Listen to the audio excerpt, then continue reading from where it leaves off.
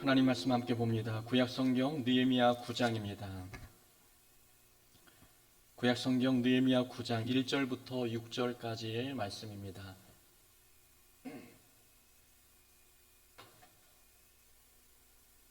느헤미야 9장 1절부터 6절까지 우리 한 절씩 교독하겠습니다. 제가 1절 먼저 봉독합니다.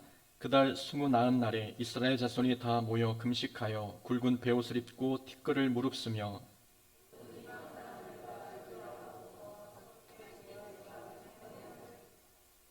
이날에 낮 4분의 1은 그 제자리에 서서 그들의 하나님 여호와의 율법책을 낭독하고 낮 4분의 1은 죄를 자복하며 그들의 하나님 여호와께 경배하는데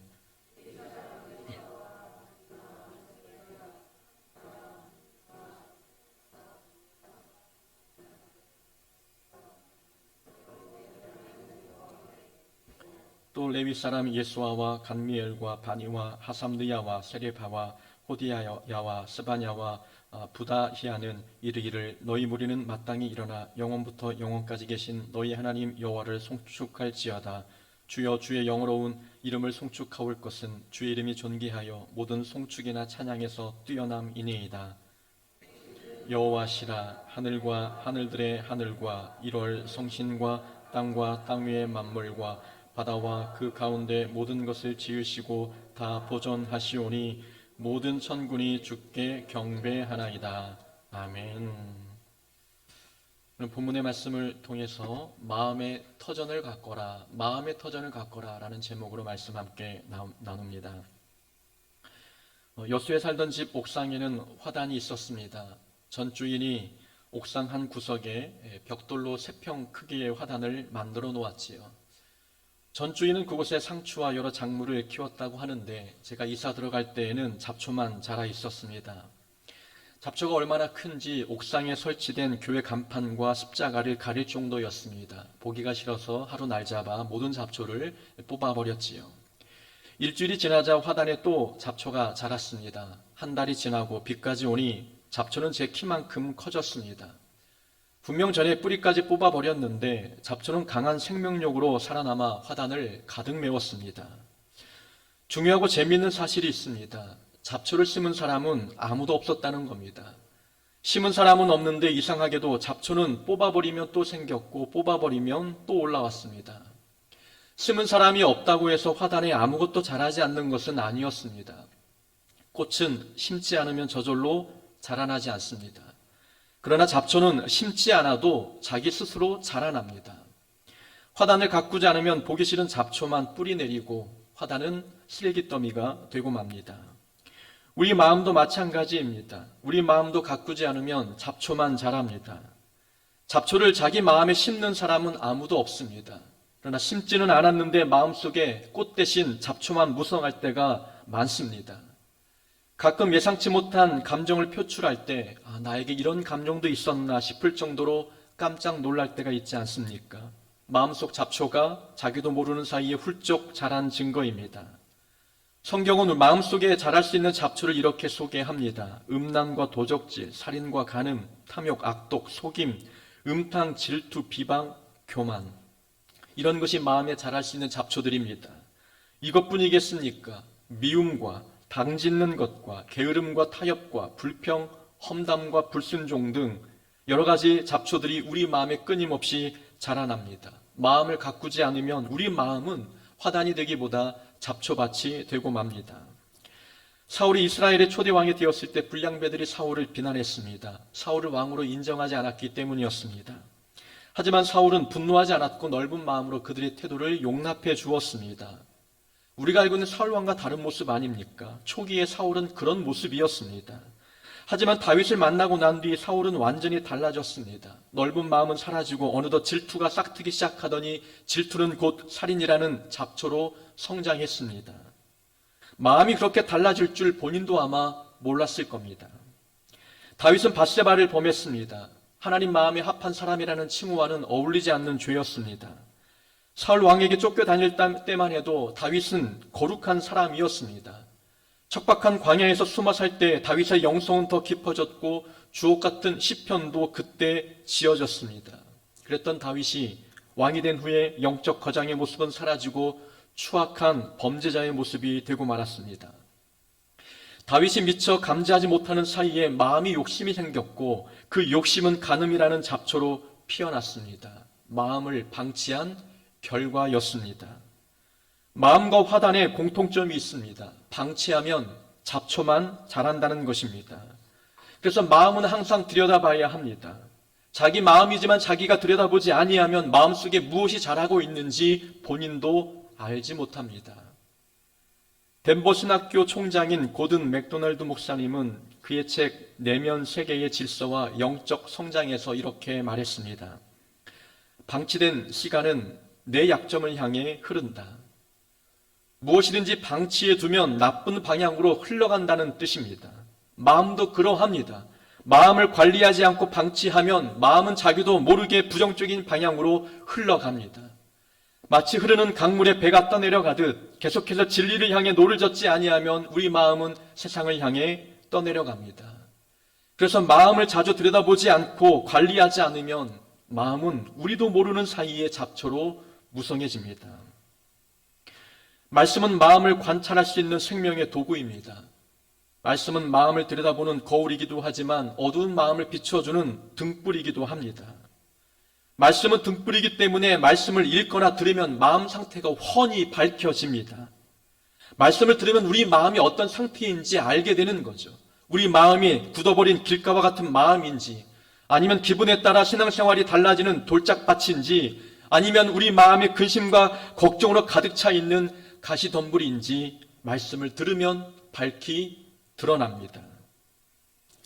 지난주에 말씀을 통해 살펴보았습니다. 성벽을 재건한 백성들이 수문 앞 광장에 모여 말씀을 듣고 눈물을 흘렸습니다. 회개운동이 일어났던 거지요. 말씀이 빛이 되어 마음 구석구석을 비춘 결과였습니다. 말씀이 마음을 비추니 백성들은 애통해 할 수밖에 없었습니다. 자기의 모든 마음의 죄들이 드러났기 때문입니다. 오늘 본문에서도 회개운동이 이어지고 있습니다. 본문을 보니 낮 4분의 1은 말씀을 들었고 낮 4분의 1은 회개하며 하나님을 경배했다라고 기록되어 있습니다. 낮 시간이 총 12시간이기 때문에 말씀을 들은 시간은 3시간이었고 회개한 시간도 3시간이었습니다. 회개는 항상 말씀을 들었을 때 나타났습니다. 8장에도 그렇고 오늘 9장에도 그렇습니다. 말씀이 회개를 불러온 겁니다. 말씀이 회개를 불러왔다는 것은 말씀이 마음 상태를 보여줬다는 것을 뜻하고 있는 겁니다. 말씀을 거울 삼아, 말씀을 등불 삼아 마음을 비추고 바라보니 우리 마음은 회개하지 않고는 견딜 수 없는 상태임을 깨달은 것입니다. 말씀은 마음을 들여다보는 창문이요, 마음을 비추는 등불입니다.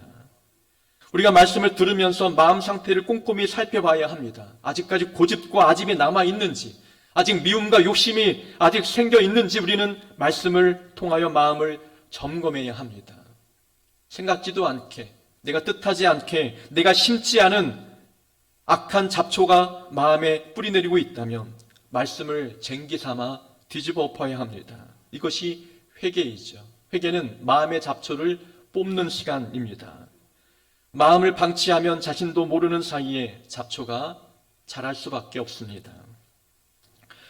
8장의 백성들은 수문 앞 광장에 모여 말씀을 듣고 회개했습니다. 이것을 우리는 지난주의 말씀에 내적 부흥과 영적 부흥이라고 말씀드렸습니다. 영적 부흥을 경험한 그 날짜가 7월 1일이었습니다. 7월달, 오늘날 시간으로 7월이 아니라 유대의 달력으로 보면은 정초입니다. 1월입니다. 그들이 말하는 1월에는 많은 영적 행사들이 있었습니다. 7월 1일이 회개운동이 일어났다면 7월 10일은 대속죄일이었고 7월 15일부터 일주일 동안 초막절을 지켜야 했습니다. 초막절을 마친 때가 7월 21일이었습니다.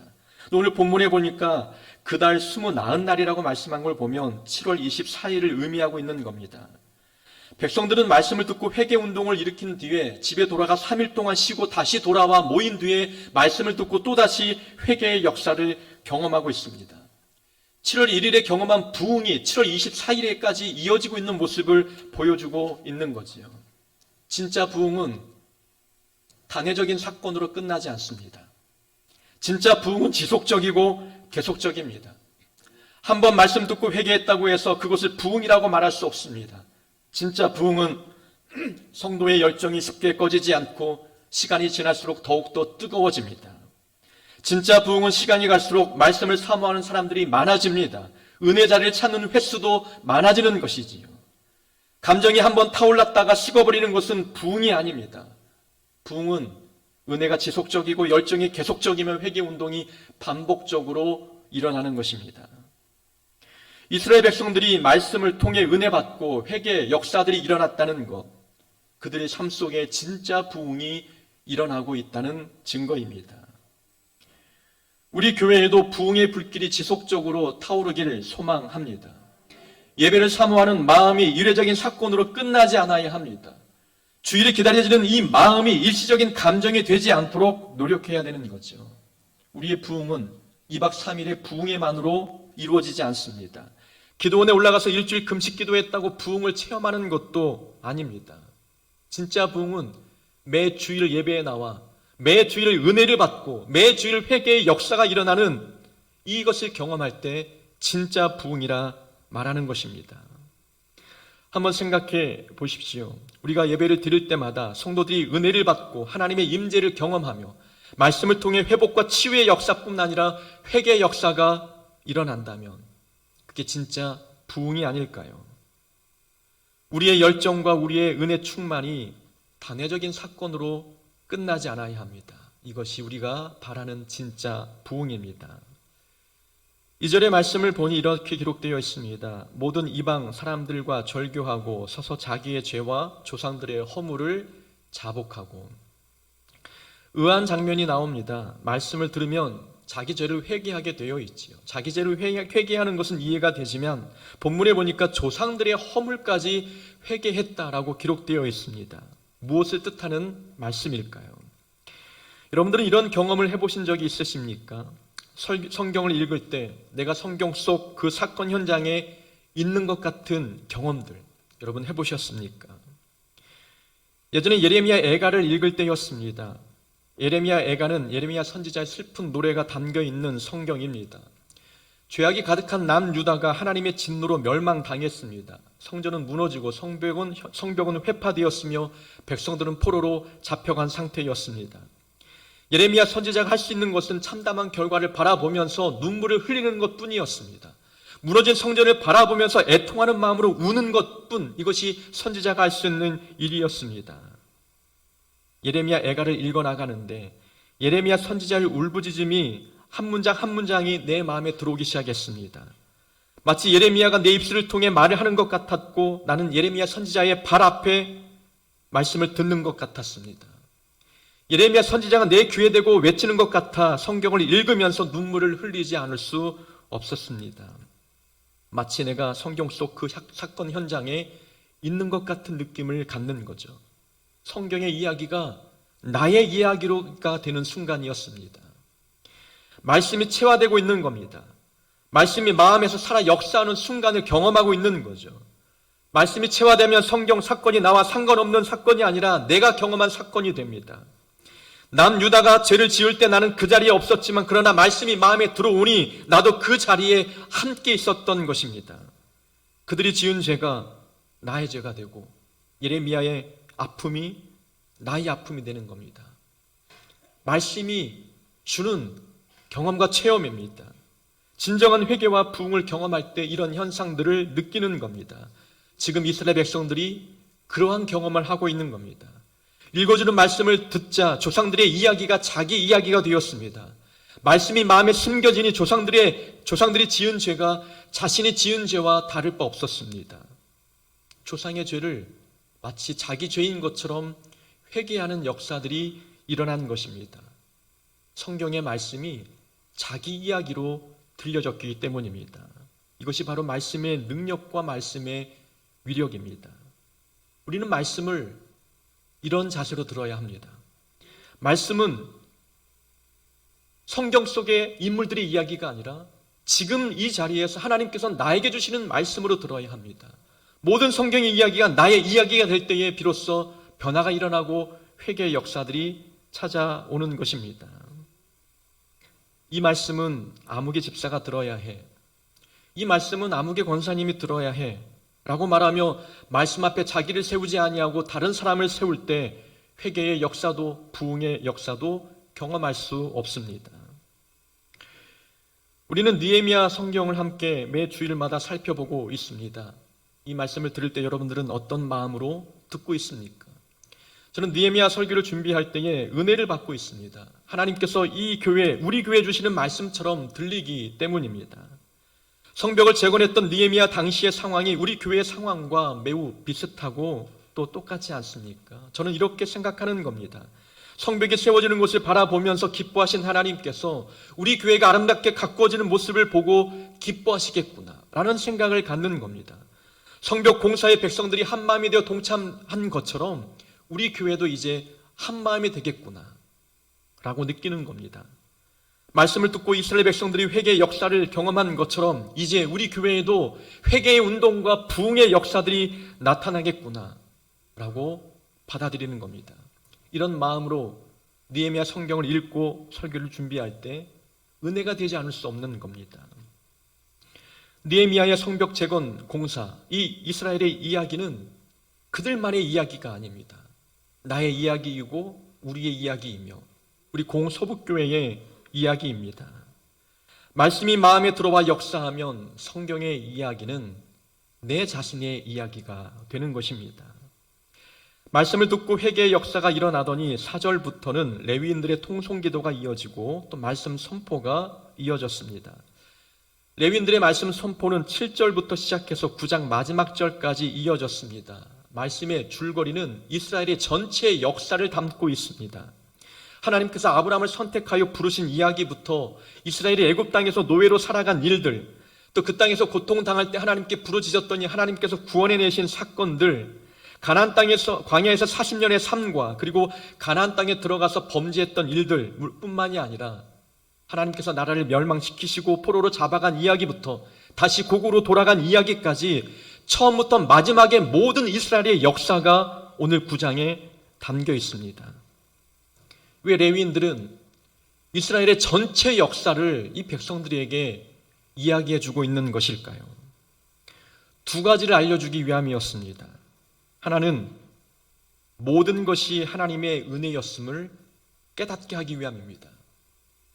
지나간 모든 이스라엘 역사를 돌아볼 때 하나님은 은혜의 하나님이었고 그 은혜의 하나님께서 우리에게 은혜를 베푸셨다는 것을 가르쳐주기 위함입니다.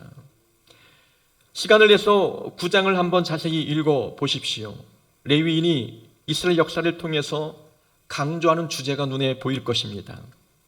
공통적으로 나오는 단어가 하나님은 은혜로우시다. 지난 모든 세월은 하나님의 은혜였다. 은혜라는 단어가 끊임없이 반복이 됩니다. 아브라함을 선택하신 것도 은혜였으며 애굽에서 부르짖어질 때 기도를 들으시고 홍해를 갈라 구원해 내신 것도 하나님의 은혜였다고 고백합니다. 16절에 보면은 광야에서 조상들이 교만하여 불순종했지만 17절에 보니 하나님은 은혜로우시며 긍휼이 많으시며 노하지 않으셨고 조상들을 광야에 버리지 않았다라고 말씀하고 있습니다. 22절에 보면은 하나님께서 가나안 땅을 주셔서 조상들이 풍요 속에 살았는데 26절에 보니 조상들이 순종하지 아니하고 주를 거역하였습니다. 그래서 하나님께서 다른 민족을 통해 징계하셨지요. 그때 백성들이 고통 가운데 하나님께 부르짖었더니 하나님은 다시 구원해 주셨다라고 기록하고 있습니다. 구원해 내면 타락하고 징계하면 또 부르짖었더니 구원하니 또 타락하는 일들이 반복이 되었지만 31절의 말씀처럼 주의 크신 긍휼로 그들을 아주 멸하지 아니하시고 버리지 아니하였다라고 말씀합니다.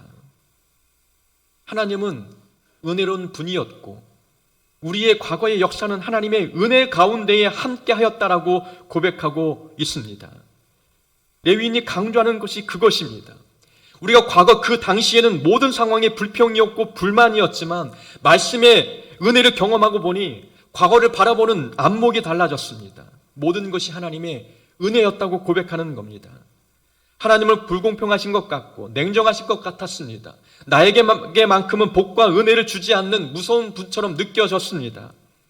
그러나 마음밭이 바뀌고 보니 하나님의 문제가 아니라 나의 문제였습니다.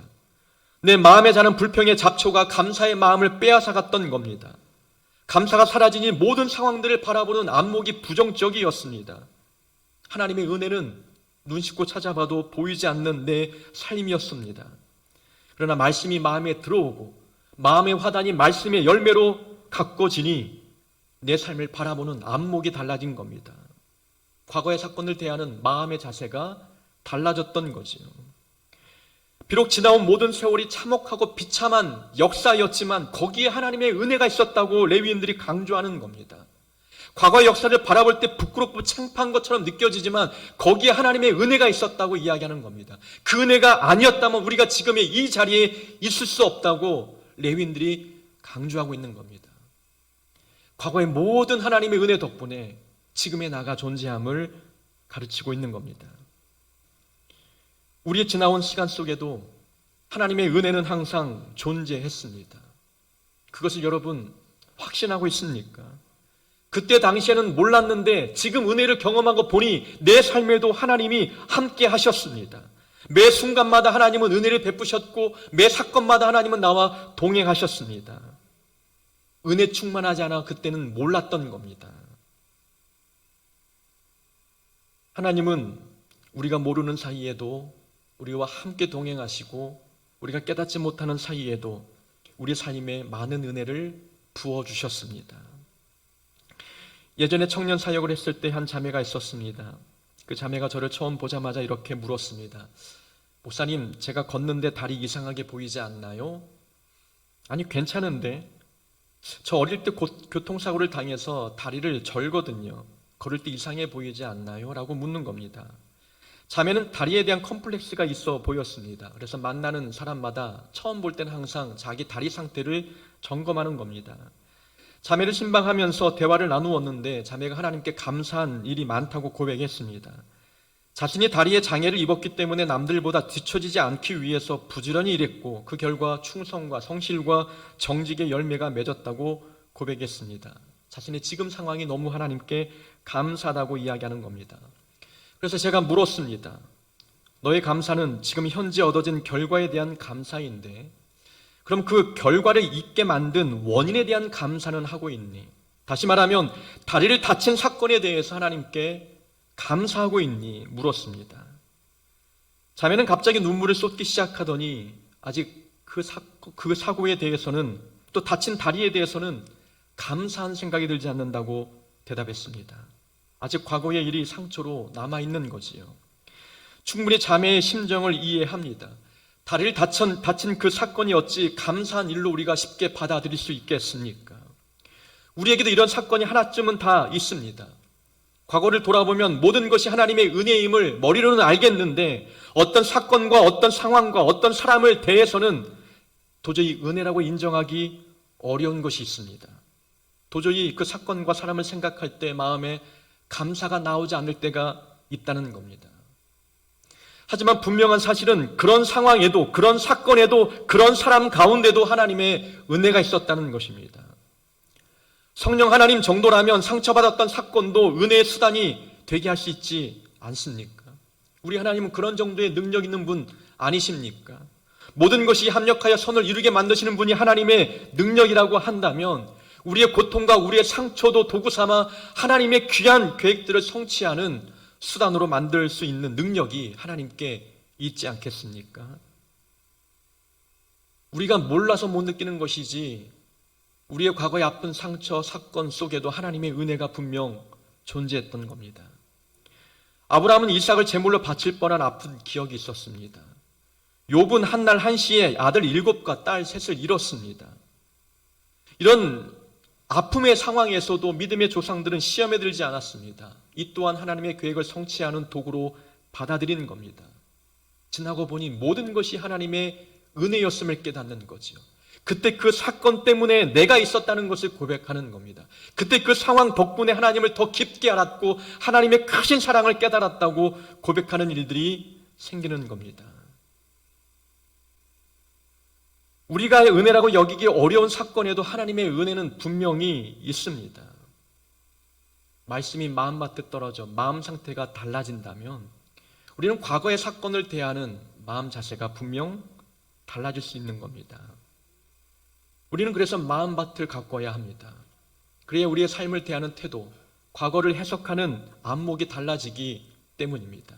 하나님은 지금도 은혜를 베푸셨고 앞으로도 베풀 것이며 과거에도 지금 경험하는 이 은혜를 우리 삶에 베풀어 주셨습니다. 이스라엘의 역사를 장황하게 설명한 두 번째 이유가 있습니다. 두 번째는 과거를 교훈 삼아 새로운 삶을 준비하도록 하기 위함입니다. 역사학자들이 말합니다. 지나간 역사에는 미래를 살아가는 데 필요한 교훈이 담겨 있다. 모든 역사학자들이 주장하는 내용이지요. 이스라엘의 역사 속에도 미래를 살아가는 데 필요한 교훈이 있습니다. 34절과 35절에는 과거 이스라엘 민족이 타락하게 된 원인이 무엇인지 밝히고 있습니다. 두 가지인데 하나는 제대로 된 지도자가 없었을 때 이스라엘 백성들은 타락했습니다. 또 하나는 풍요로울 때 그들이 타락했습니다. 지도자의 문제와 풍요의 문제가 가장 큰 걸림돌이었습니다. 이 부분을 조심하도록 하기 위해서 말씀을 전하고 있는 겁니다. 사람들은 이야기합니다. 사람을 보지 말고 하나님을 보고 신앙생활 해야 한다라고 말하지요. 목사도 부족한 사람이고 장로도 권사도 다 부족한 사람이니 하나님만 바라보고 신앙생활 해야 한다라고 이야기합니다. 이 말은 반은 맞고 반은 틀린 말입니다. 신앙생활을 이제 시작한 성도에게는 보고 배울 사람이 반드시 필요합니다. 보고 배우는 사람이 누구냐에 따라서 평생 신앙생활에 바르게 살아가고 그렇지 않을 경우에는 그저 그런 신앙생활을 살아갑니다. 저는 목사로서 인정하고 싶지 않지만 사람은 사람을 보고 신앙생활을 하게 되어 있는 겁니다. 그래서 우리는 보고 배울 만한 믿음의 모델이 되어야 합니다. 우리가 영적인 리더가 되어야 된다는 것입니다. 이 교회의 영적 리더는 누구입니까? 목사 혼자입니까? 아니면 당회원들 뿐이겠습니까? 여기 모인 모든 성도는 보이지 않는 하나님을 보여주는 거룩한 백성입니다. 삶의 자리에서 영적 리더로 살아가야 할 사람들인 것이지요. 작은 예수로 삶을 살아가면서 초신자들에게 그리고 세상 사람들에게 보이지 않는 사람을 우리의 언행을 통해서 보여주어야 합니다. 그래야 그들이 하나님을 알고 바른 믿음 생활을 살아가게 되는 줄로 믿습니다. 사사시대의 이스라엘 백성들이 타락했었습니다. 하나님은 타락한 백성들을 징계하기 위해 이방 민족을 도구 삼았지요. 이방 민족의 침략 때문에 기근과 죽음을 경험한 백성들이 하나님께 부르짖을 때마다 하나님은 사사를 세워 그들을 구원해 주셨습니다. 운니엘과 에훗, 삼갈, 드보라, 기드온, 삼손과 같은 우리가 알고 있는 인물들이 바로 사사기에 나오는 사사들입니다. 하나님은 시대마다 달리하여 다른 사사들을 세워 백성들을 구원해 내셨습니다. 근데 재밌는 것은 사사가 활동할 때에는 백성들이 하나님을 온전히 바라보았습니다. 그러나 사사가 죽었을 때에는 다시 백성의 마음이 우상에게 돌아갔습니다. 이스라엘 백성들의 신앙생활을 위해서 사사의 역할은 매우 중요했습니다. 사사는 하나님의 살아계심을 보여주는 자였기 때문입니다. 신앙생활을 어떻게 해야 되는지 백성들은 사사를 보면서 따라 사는 것입니다. 그러나 보고 따라야 할 대상이 사라지니 백성들은 어떻게 신앙생활을 해야 되는지 알 길이 없는 겁니다. 사람을 보지 말고 하나님만 봐야 된다. 어찌 보이지 않는 하나님을 바라보면서 이제 간 믿음 생활한 사람이 신앙생활을 해나갈 수 있겠습니까? 우리가 보여줘야 합니다. 믿음 생활을 어떻게 해야 되는지를 우리가 보여줘야 되는 것입니다. 교회 나와서 예배를 어떻게 드려야 되는지, 삶의 자리에서 예배를 드리는 것이 무엇인지를 우리는 몸소 삶으로 보여줘야 되는 것입니다. 우리가 이 시대에 영적 리더로 살아갈 때 이 시대는 하나님을 떠나지 않는 겁니다. 우리 자녀 세대도 부모의 모습을 보며 자라갈 때 믿음의 유산이 자녀에게 흘러가는 것입니다. 풍요는 항상 이스라엘을 죄악에 떨어지게 만드는 원인이 되었습니다. 풍요 자체가 나쁜 것은 아닌데 풍요 속에는 항상 사단의 함정이 있었습니다. 돈은 좋은 것이지만 동시에 위험한 것이기도 합니다. 사람들은 이야기하죠. 돈이 나쁜 게 아니라 돈을 사용하는 사람이 나쁜 것이다라고 이야기합니다. 맞는 말이긴 합니다. 그러나 돈 앞에서 마음이 흔들리지 않는 사람은 거의 찾아보기 어렵습니다. 돈은 우리 마음의 욕심을 불러오고 갈등과 다툼을 불러오기도 합니다. 편법과 속임수도 돈 때문에 행하는 일들 많이 그 경험하는 것들을 많이 보지 않습니까? 풍요는 항상 우리가 경계해야 합니다. 많이 가질수록 조심해야 되는 것입니다. 잠언에 나오는 아굴의 기도가 우리 마음에 참 깊은 인상을 남깁니다. 아굴은 이렇게 기도했지요. 내가 두 가지 일을 주께 구하였사오니 하나는 내가 헛된 것과 거짓말을 내게서 멀리 하옵시며, 두 번째 기도는 나를 가난하게도 마옵시고 부하게도 마옵시고 오직 필요한 양식으로 나를 먹이시옵소서. 내가 배가 불러서 하나님을 모른다. 여호와가 누구냐 할까 하오며 혹 내가 가난하여 도둑질하고 내 하나님의 이름을 욕되게 할까 두려워함이니이다. 가난하게도 하지 말고 부하게도 하지 말라라는 것이 아굴의 기도 내용이었습니다.